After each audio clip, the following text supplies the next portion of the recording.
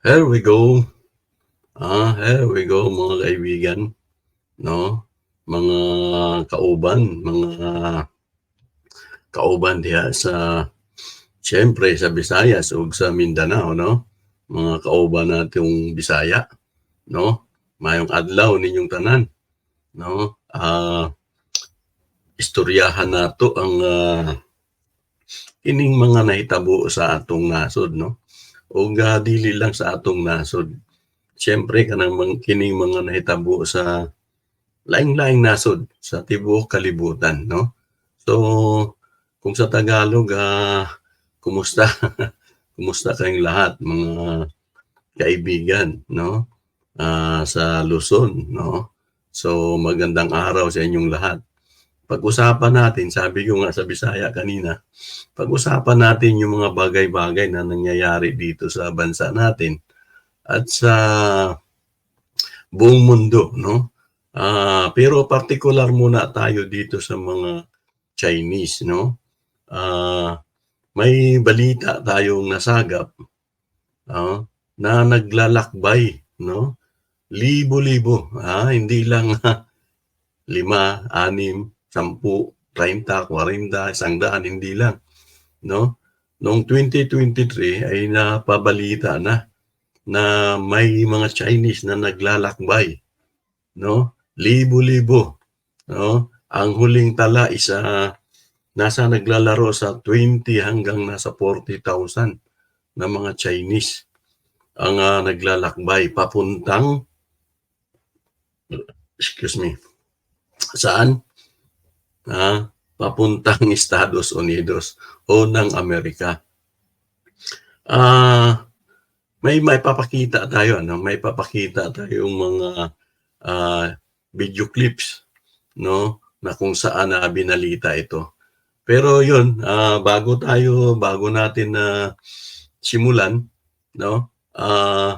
Paki-subscribe, no? Kung hindi ka pa nakapag-subscribe, paki-subscribe ng Cardo Kritiko para siyempre pindutin rin yung push button ng yung itsurang kampana, no?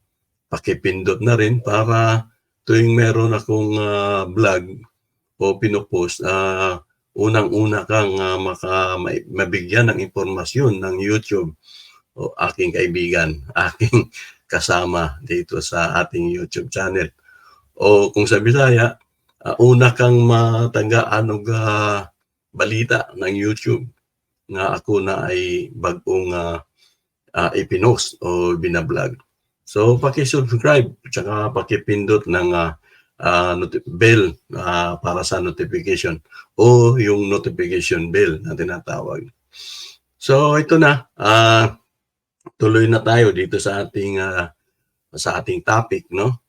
So, kaya ko gustong pag-usapan ito, mga kaibigan. Ayun, magkape nga pala muna tayo. Kaya gusto ko itong pag-usapan kasi kung napapansin nyo, lalo na sa social media, at hindi lang sa social media, lalo na sa bansa natin, ay halos 6 na taon tayong mula doon sa parang galit tayo sa panahon ni Marcos, tapos nag-Ramos, nag-Cory, marami, no? Mula sa ganung kultura o kaisipan mula sa panahon ni Marcos na masama o pangit ang tingin natin sa China, sa komunistang China dahil masama yung kanilang sistema o kalakaran. Mula sa ganong pananaw, no, ay nung pumasok itong 6 na taong nagdaan ni sino to? Si Digong, no? Si Rodrigo Roa Duterte alias Digong, no? Biglang nagbago ang ihip ng hangin. Maraming nagsasabi na magaling, maunlad na ang China. At maraming nagsasabi na kaibigan na natin yan o mas magandang kaibiganin yan At sa panahon din ni Duterte, nangungutang na tayo, no? Ilang beses na nagpaplano ang gobyernong Duterte na mangutang sa China. At lumalabas na alam natin na kahit na hindi lang sa Pilipinas ay nagpapautang ng China. So ang impresyon natin sa China ngayon, lalo na noong panahon ni Duterte, ay isa na itong makapangyarihang bansa. Isa na itong maunlad na bansa, no? At siyempre kahit yung mga OFW natin, mayroon na rin tayo mga OFW na hindi man ganun kadami, pero ang alam ko mayroon tayong mga OFW yan nagtatrabaho na rin sa China. So, hindi ko alam kung DH man yan o skilled workers, no? So, ang impresyon, ang interpretasyon, ang pagkakaintindi, ang pagkakaunawa natin, no, sa China ngayon isang maunlad na at lalong sinuportahan niya ng nakarang administrasyon na namasyal doon, ilang beses pumunta doon, no? At mula doon sa gobyernong Duterte, no, lahat na ng kanyang halos ng kanyang mga speaker, no? Sila Roque, sila Panilo, no? At may mga ngilan-ngilan pang mga senador na talagang nagpapakita ng nagpapakita ng pagtingala, pagkabilib, no? Naging bilib na o humahanga na, no? Sa China. Andyan yan sila Robin Padilla. Sino hindi nakakaalam na humahanga yan at nagpapahiwatig yan tuwing magsasalita. At bumabati pa yan ng salitang kung ano man yan, katulad ng ginagawa pala ni Sara, no? Nagmamandarin pa, no? At binabati at siyempre hinahangaan ang China. Kulang na lang, kasama yata yan sa gusto nila na doon mangutang, no? Nandyan si Bato, nandyan si Bongo, of course. Sa mukha pa lang ni Bongo at sa kanyang apelyido ay maaari namang Pilipino yan si Bongo, pero maaari ding ang simpatiya niyan ay sa China. Ay yun ngang hindi inchik na sila Robin Padilla, sila Panilo, sila Roque. Hindi inchik ang figura pero hangang-hanga sa China. At maging yung kapatid ni Bongbong, si Amy Marcos, no? Ilang beses din yan nagpahiwatig na takot dahil na makapangyarihang bansa nga daw yung China, wag daw nating parang kantiin o wag na tayong lumaban pa o makipagdiskusyon pa o parang ang gusto niyang mangyari is sumunod na lang tayo sa kagustuhan nitong China. So, para sa 6 na taong nagdaan at magpahanggang ngayon, no? Mula sa mga Marcos, mga alipuris niya, mula kay Duterte at mga alipuris niya, nadagdagan pa ng mga DDS vlogger niya, no? Narinig nyo na yan, kahit sa mga TikTok, sa mga vlog ng mga DDS vlogger, ay talagang mas galit sila mas galit pa sila sa mga taga-Europa at mas lalo silang galit sa Western countries kasama na yung Amerika. So, parang lumalabas na itong mga DDS vlogger, itong nagdaang administrasyon at mga nagdaang leader ay pinapakita na, no, na mas gusto nila yung China, maunlad ang China, kahit saan man, sa ekonomiya, sa armas, sa teknolohiya. Yun na yung lumalabas sa kanilang mga vlog. At lalo na yung mga vloggers, ano? Makikita mo yan sa mga YouTube chat, sa mga YouTube content nila at sa mga TikTok nila o mga reels nila. Hindi lang mga DDS vlogger, mayroon pang mga hindi na natin alam kung mga Chino yan o ano, basta na makikita mo na lang sa reels, sa TikTok, sa Facebook, na nagpropaganda, no? Nagpropaganda ng kagalingan, kakayanan ng Chinese o ng China. So, mula sa ganyang mula sa ganyang impresyon, nag-ano na tayo, tawag nito, parang naging pati tayo parang nabukas sa isip natin o pumasok sa isip natin na kahanga-hanga at malaki na nga yata talaga itong China at hindi na sila tulad ng nasa isip natin na sobrang naghihirap, no? Maunlad na, no? May iba't iba ng kakayanan pagdating sa teknolohiya, sa armas, sa pera, kasi nga nagpapautang, no? So, dito natin ngayon ipapakita na kung gano'n na yung propaganda ng nagdaang administrasyon, ng mga vlogger ngayon at ng mga leader na nandyan pa rin ngayon, nagsasalita sa media, bakit mayroong paglalakbay, no? Ito ang nakakapagtaka. Bakit mayroong paglalakbay mula China papuntang Amerika, no? Mula China papuntang Amerika. Iyan, ipapakita ko sa inyo yan, no? Napakalayo niyan. Biruin mo, mag-eroplano sila. At hindi lang 100, 200. Mag-eroplano sila mula sa China papunta dito sa Guatemala. Ano bang mga lugar na nandito? El Salvador, Guatemala. Tapos yung may kulay blue na yan, libo-libong milya. No? Pwedeng sumakay sila ng train pero mula sa kabilang dulo hanggang kabilang dulo ay magti-train sila or maglalakad sila sa mga disyertong nandyan. At libo-libo sila bago sila papasok sa illegal na papasok dito sa United States. Makikita nyo yung kulay blue na tuldok-tuldok. Yan yung mga paglalakad na gagawin. Mula sa China, sa bansa nila, mag-eroplano, malamang. Dahil hindi naman pwedeng hanggang dito lang sila sa may Algeria or sa may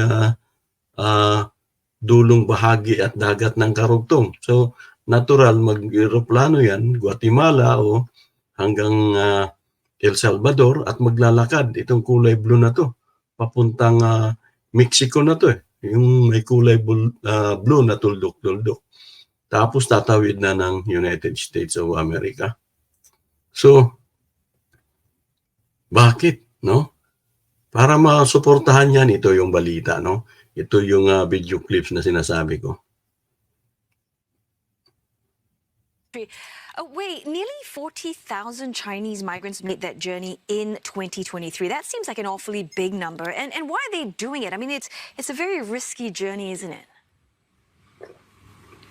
Yeah, that's right, Otali. That is actually the most frequently asked question, even when we were on the shoot. But I want to address the 40,000 figure, because a lot of people also say that's not a lot of people when you consider it was 2.5 million migrants that entered the USA illegally in 2023. And certainly there's still 1.4 billion people in China.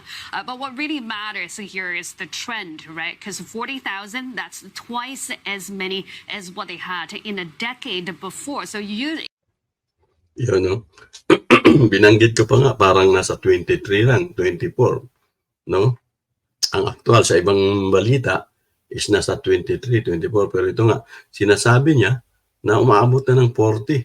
At minsan sinasabi din, nagbibiro pa yung iba, na ay wala naman yan, 40,000, gaano ba yung 40,000 sa 5 milyon na bali-balita na pumapasok o nag-migrate illegally, no, sa Amerika.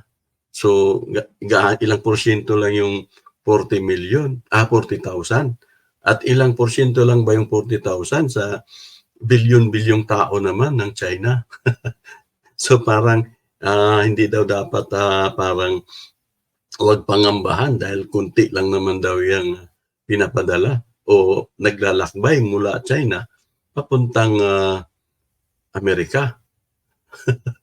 Pero ito yung balita, no? nasa 20 hanggang 40,000 na yung mga naglalakbay papuntang Amerika, na kung saan 10 years ago o yung mga nagdaang mga dekada, ang pinakamadami lang na pumupunta o gustong pumasok sa US galing China is nasa 1,500 lang. Base yan sa balita mismo, no? Sa datos na ibinibigay ng media sa international na mga balita.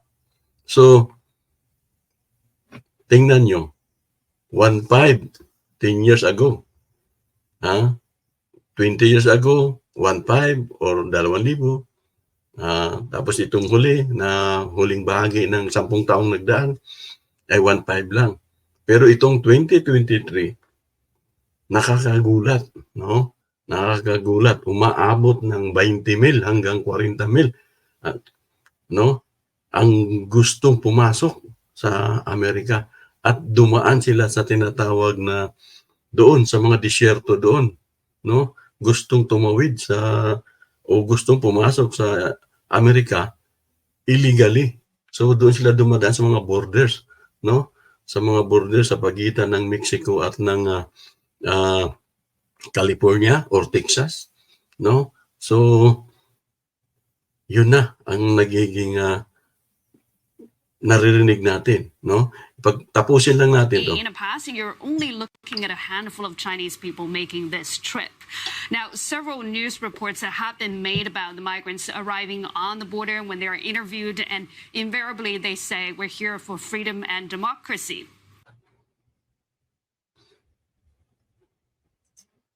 Yun. Tapos, dugtungan pa natin, no? Ito yung mga aktual naman na mga nangyari o mga video sa mga balita na nakunan talaga ng mga panguhuli, no? Panguhuli mula dito sa mga ito, no? Pakita ko lang sa inyo, yan. Yan yung mga disyerto yan. Hindi naman totally disyerto dahil may nabubuhay na rin na mga damo-damo, pero yan ay halos walang mga kabahayan, no? Dito man sa bandang ito na pag-aari ng Amerika or dito naman sa kaliwa o sa kanan na pag-aari ng Mexico o border ng Mexico.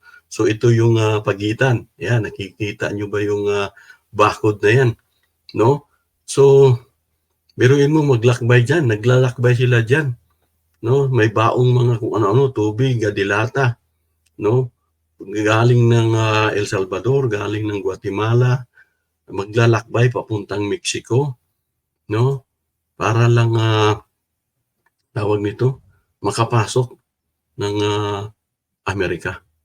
So ito, ipapakita ko sa inyo yung isa pang video na kung saan parang ini-interrogate o ini-interrogate at parang hinuli, no? Tingnan nyo to.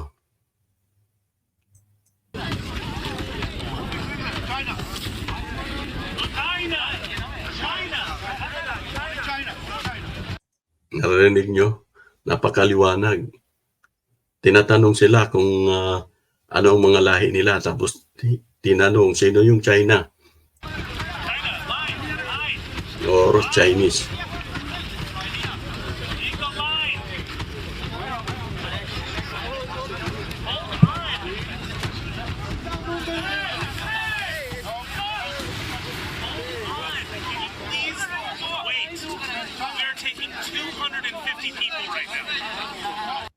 Yun, narinig nyo, 250 people, yung Chinese pa lang yata, no? Pero binanggit nga ng border officer, patrol officer, na nasa 250 people sa ngayon, no? So, nung pinataas yung mga kamay, kung sino yung mga galing China, marami yung nagtaas ng kamay. Okay, you're gonna be fine. It's all China. Let's do white. Hey, we gotta do white. Yeah, white. Only white. Only white. 只要白色的，黄色的去排黄色的队。 All white. Narinig nyo, pati salita nila, no? nagsasalita sila ng mga lingwahe nila. Hindi natin alam kung anong klaseng Chinese dialect yun, ano? So, yun lang ang gusto nating ipakita, no? Na talagang may paglalakbay na nangyayari, no? May paglalakbay na nangyayari mula sa China papuntang malapit sa borders ng US, doon sila pumupunta. Malamang nag-ieroplano yan. Kasi tingnan nyo naman, hindi naman talaga pwedeng maglakbay mula China papuntang Amerika na ang ibig kong sabihin ni physical na paglalakbay. Hindi yan. Ang malamang nito, mula China, mag-ieroplano yan papunta ng Guatemala or ng El Salvador at yung mga katabi pa dyan na mga lugar, no? Pagkatapos niyan, maglalakbay naman sila mula sa borders ng Mexico from Guatemala. Maglalakbay sa Mexico, papunta naman sa kabilang dulo. Borders naman ng United States at ng Mexico. So yun ang nagiging kalakaran ngayong 2023. At sabi ko nga, nakakapagtaka talaga. Grabe ang paglaki. Mula sa 1.5 lang, 1,000 lang na gustong pumasok illegally doon sa borders, ay bawat taon yun ay umaabot na ngayon sa 20,000 to 40,000. So, ano ang pahiwatig nito? Anong ibig sabihin nito? No? Mga kababayan, anong ibig sabihin yan? Kung mag-usap tayo, balik tayo dun sa bungad nating pag-interpret. Impresyon. Yung una nating impresyon sa kalagayan ng China ay bakit nila ginagawa ito kung maunlad na sila? No? Nagpapautang na sila. Maganda na yung teknolohiya nila. Gumanda na yung kabuhayan nila. Sabi. No? So, quote-unquote, maganda na ang kabuhayan nila. So, ano ang dahilan? Kaya, ng bakit naglalakbay itong mga ito? No? Ano ang, sabi nga din sa pamagat natin, ano ang totoong intensyon? Ano? Kayo, ano ang nasa isip nyo? No? Ano ang intensyon nila? Bakit naglalakbay sila? Para sa akin, ito, no? Mga kakardo kritiko. Para sa akin, ang isang tingin ko dyan ay sa una, espiya. No? May gusto ba sila bilang magiging parang imperialistang bansa na sila ngayon, no? Yung magiging mapang-agaw na o mang-aagaw na o mananakop na. Yun ba ang unang layunin o agenda? Kaya nagpapadala sila ng kanilang mga tao? Yan ba'y mando ng kanilang pinuno o ministro o kung ano man tawag kay Xi Jinping? Gusto ba nilang yanigin, no? Ang isa ding makapangyarihang bansa tulad halimbawa ng USA, tulad din ng Australia na kung saan marami din tayong nababalitaan na marami ng Chinese doon at iba pang mga bansa maging sa Europa. So, ito ba ay may planong pangsiguridad na balak ba nilang magtanim o maglagay ng napakaraming tao para politically ba gusto nilang makapenetrate sila? Or sa negosyo lang? Or ano ba ang plano nila dyan? No? So, una kong nakikita talaga, ito ba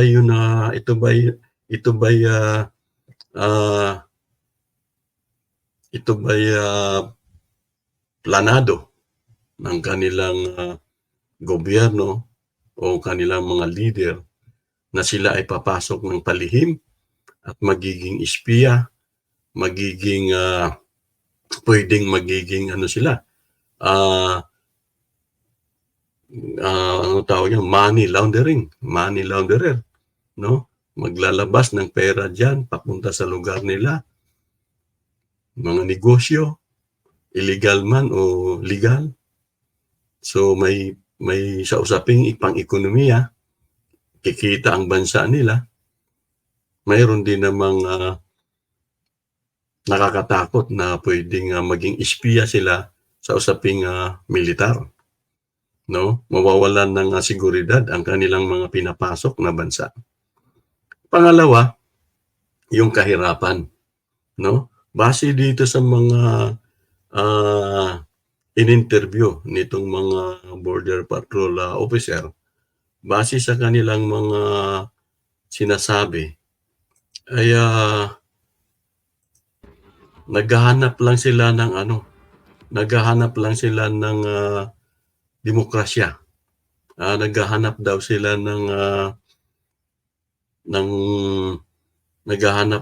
ng kalayaan na makapagnegosyo. Mayroon pang ang interview na siya daw ay engineer. So, nung COVID daw, may isa naman, negosyante daw siya. Mula daw nung magka-COVID, bumagsak daw yung kanyang negosyo. Nabalik siya sa walang-wala o zero siya. No? So, sabi ko, ang pangalawang dahilan kaya ay ang kahirapan pa rin ng China, na bagamat nagpapa-impress siya, no? Nagpapakita siya sa buong daigdig na siya ay makapangyarihan na rin at maunlad na rin, ang sa likod nito ay marami pa rin naghihirap. At kung hindi man naghihirap, mga negosyante ito na hindi nagkakagusto sa kanilang sistema sa loob. So, ito kaya ang dahilan, kaya sila ay naglakbay, no? Dalawa lang talaga ang nasa isip natin. Magiging espiya sila o andun pa rin yung kahirapan sa bansa nila, bagamat sinasabi na sa mga propaganda na sila ay maunlad na. Kaya parang gusto ko ngang sabihin na itong mga nangyayari din sa bansa natin, na mayroon na ring mga pumapasok na Chinese. At nitong huli ay nagkakagulo ngayon dyan sa Senado dahil may isang mayor na pinagdududahan ngayon na isa ring Chinese. So, tulad din ba ito sa nangyayari ngayon sa Amerika na pinapasok na rin ng mga Chino? So, dalawa lang para sa akin. Dalawa lang dahilan. Maaring may kahirapan pa rin. Maaring ang mga negosyante dyan ay hindi nakokontento sa sistema sa loob ng China. Kaya gusto nilang lumipat ng ibang demokratikong bansa o demokrasyang bansa, may kalayaan. Dahil sa mahigpit nga naman ang pamamaraan ng komunistang China. Or, kaya sila pumapasok ay mga magiging espiya, no? Magkaroon ng mga illegal na gawaing pang sa usaping kalakalan o sa usaping pera. So yun lang, no? So yun ang gusto lang nating ipakita at ipaunawa, na yung propaganda ng mga DDS vlogger, mga propaganda nila Panelo, nila Roque, nila Robin Padilla, ni Duterte, na sinasabing hangang-hanga na sila sa China, ay ito ang totoong sitwasyon ng mga Chinese national, no? Pumapasok pa rin sa Amerika. Lalo na kung ang dahilan is kahirapan, ay talagang propaganda at misinformation lang talaga ang ginagawa nitong mga DDS vlogger, mga tao ni Duterte at mismong si Duterte. No? So, diyan magtatapos ang ating kwentuhan sa topic na ito. No? Ang paglalakbay ng napakaraming Chino. No?